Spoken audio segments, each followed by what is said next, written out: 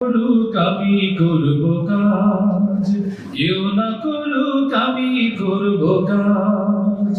আল কোরআনের আহ্বানে দিন কায়েমের প্রয়োজনে, আল কোরআনের আহ্বানে দিন কায়েমের প্রয়োজনে নতুন করে আবার আমি শপথ নিলাম আজ।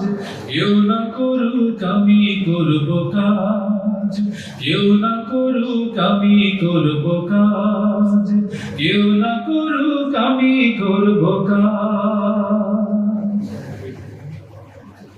আমি হতাশ হব না, ভেঙে পড়ব না, নিরাশ হব না, ভয় করব না, ভেঙে পড়ব না, ভয়